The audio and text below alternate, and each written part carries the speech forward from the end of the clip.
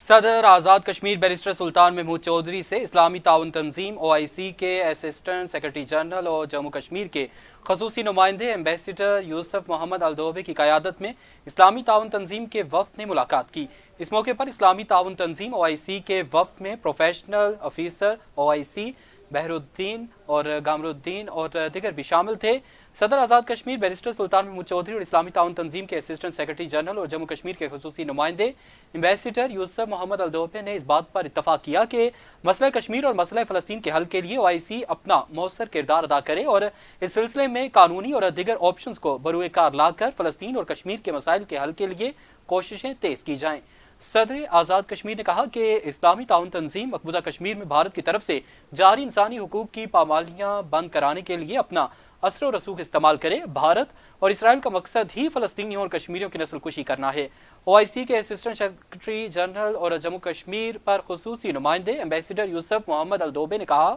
कि इस्लामी ताउन तंजीम कश्मीरी अवाम के हक़ खुद इरादियत की हिमायत करती है। मकबूजा कश्मीर में भारतीय मुजालिम के खिलाफ OIC ने पहले भी आवाज़ उठाई है और अब वो मजीद मौसर अंदाज में कश्मीरी अवाम के हक़ खुद इरादियत के लिए आवाज़ बुलंद करेगी। इस मौके पर एम्बेसडर यूसुफ मोहम्मद अलदोबे ने सदर रियासत को शील्ड पेश की और इन्हें रवां साल जून में इस्तांबुल में होने वाली OIC खारजा कॉन्फ्रेंस में शिरकत की दावत भी दी, जो सदर रियासत ने कबूल कर ली।